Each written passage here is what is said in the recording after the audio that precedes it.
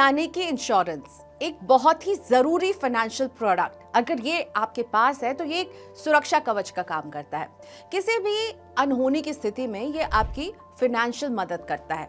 जैसे कि अगर आपकी गाड़ी का एक्सीडेंट हो गया है तो आपके खर्चों को ये कवर करेगा, गाड़ी को जो डैमेजेस हुए हैं वो कवर हो जाते हैं। आप बीमार पड़ गए हैं, अचानक से हॉस्पिटल जाने की ज़रूरत हो गई है और शायद आपके पास अभी उतने पेमेंट करने की कैपेसिटी नहीं है, तो फिर हेल्थ इंश्योरेंस आपकी मदद करता है। और लाइफ इंश्योरेंस हम सबको पता है बहुत ही ज़रूरी प्रोडक्ट है उनके लिए जो घर के इकलौते कमाई करने वाले हैं। भगवान ना करे अगर आपको कुछ हो जाए तो आपकी फैमिली की फाइनेंशियल एड में मदद करता है लाइफ इंश्योरेंस।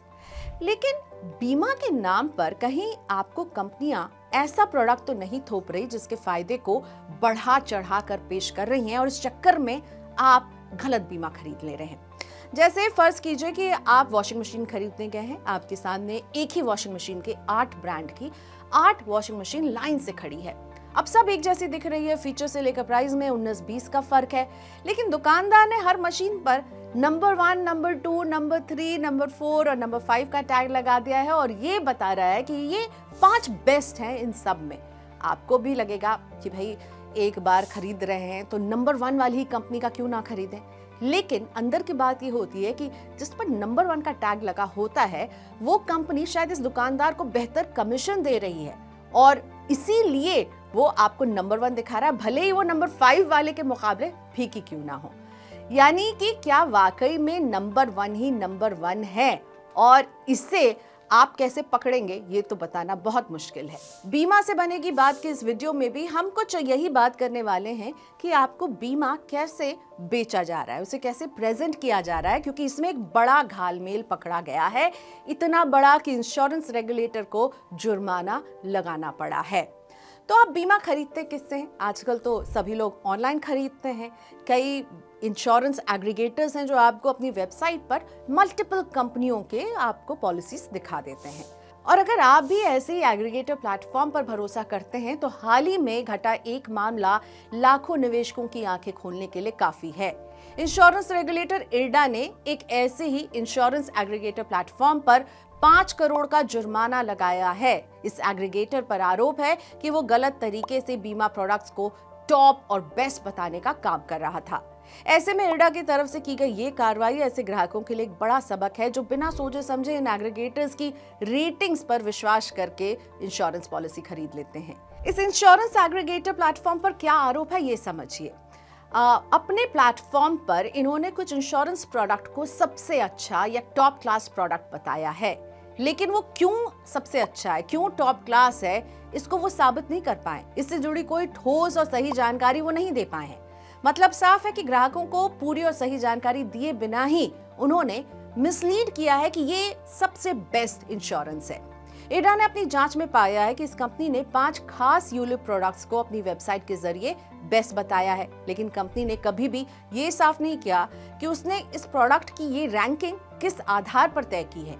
ऐसे में इरडा को ये मामला पूरी तरह से किसी खास प्रोडक्ट को फेवर करने और ग्राहकों को मिसलीड करने वाला लग रहा है। इन यूलिप प्रोडक्ट्स में जिन कंपनियों के नाम आ रहे हैं जो इरडा की रिपोर्ट में सामने आ रहे हैं वो थे कि Bajaj Allianz gold assure, Edelweiss Tokio wealth gain plus, HDFC click to wealth, SBI life e wealth insurance और ICICI सिग्नेचर का नाम दिख रहा है। इसमें इन कंपनियों पर कोई आरोप नहीं है, आरोप है उस इंश्योरेंस एग्रीगेटर प्लेटफॉर्म पर कि उसने किस आधार पर इनकी ये रैंकिंग तय की है।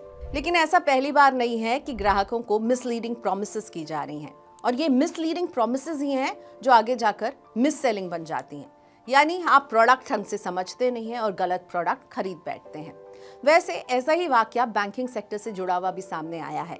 वन फाइनेंस मैगजीन की 2025 के जनवरी-मार्च एडिशन में द मिस सेलिंग मेनिस पर छपी रिपोर्ट ने भारतीय बैंकिंग सिस्टम की सच्चाई सबके सामने लाकर रख दी है। इस रिपोर्ट के मुताबिक भारत के 15 बड़े बैंकों ने फाइनेंशियल ईयर 2023-24 में 21,773 करोड़ की कमाई सिर्फ कमीशन के तौर पर की है और उन्होंने ये कमीशन लोगों को बीमा, म्यूचुअल फंड और दूसरे फाइनेंशियल प्रोडक्ट बेचकर कमाए हैं, और वो भी ग्राहकों को इन फाइनेंशियल प्रोडक्ट की सही और पूरी जानकारी दिए बगैर। और ऐसे भी कई मामले हैं इसमें जिसमें ग्राहकों से उनकी सहमति भी नहीं ली गई और उन्हें प्रोडक्ट बेच दिया गया है।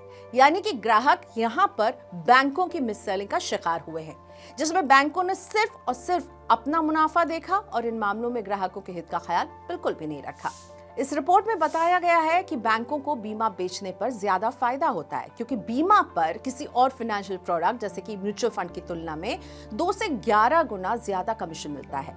सीनियर सिटीजन ज्यादा तादाद में बैंक की इस मिस सेलिंग का शिकार हो रहे हैं। हालांकि फाइनेंशियल प्रोडक्ट की इस मिस सेलिंग की शिकायत पर मार्केट रेगुलेटर सेबी ने कई सख्त कदम उठाए हैं और इसीलिए हमने देखा है कि सेबी ने म्यूचुअल फंड इंडस्ट्री में अपफ्रंट कमीशन को बंद किया, साथ ही डायरेक्ट प्लान्स की शुरुआत की, ताकि उनका जो सिस्टम है वो ट्रांसपेरेंट बन सके और ग्राहकों को इस तरह से मिसलीड नहीं किया जा सके।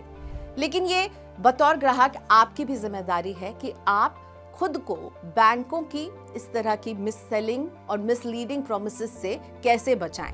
इसका सिंपल सा फंडा है, आप अपनी जरूरत के अनुसार फाइनेंशियल प्रोडक्ट को चुनें, इसलिए नहीं क्योंकि कोई प्लेटफॉर्म बोल रहा है कि ये आपके लिए बेस्ट है। इन खबरों ने साफ कर दिया है कि इन्वेस्टमेंट और पैसों से जुड़े मामलों में आप आंख मूंद कर किसी पर भी विश्वास नहीं कर सकते हैं, चाहे वो आपके बैंक हो या फिर इस तरह के इंश्योरेंस एग्रीगेटर प्लेटफॉर्म। तो आपको खुद इंश्योरेंस खरीदने से पहले कुछ बातों का ध्यान रखना जरूरी है, जैसे कि इंश्योरेंस प्रोडक्ट खरीदते समय अपनी ज़रूरतों को देखें और समझें कि आपको किस तरह के प्रोडक्ट की ज़रूरत है। एक प्रोडक्ट के फीचर्स को ज़रूर इवैल्यूएट कीजिए, कंपेयर कीजिए और उसके बाद ही सोच समझकर फैसला लीजिए। अगर आपको इस तरह के शब्द नज़र आते हैं ना कि ये बीमा स्कीम टॉप पर है या ये बेस्ट है, तो उस पर आपको तुरंत भरोसा नहीं करना है, आपको अपने लेवल पर चेक करना है। किसी और की रैंकिंग को आंख मूंद करके सही मान लेंगे और प्रोडक्ट खरीद लेंगे तो हो सकता है कि आप गलत प्रोडक्ट में फंस जाएं। इसीलिए हमेशा एक फाइनेंशियल प्लानर की आप मदद ले सकते हैं। इसमें एक प्रोडक्ट को समझने के लिए अपनी ज़रूरतों को समझिए और उसके बाद ही प्रोडक्ट पर विश्वास कीजिए। जब तक खुद से आप कंपेयर नहीं करेंगे ना, तब तक आपको समझ में नहीं आएगा।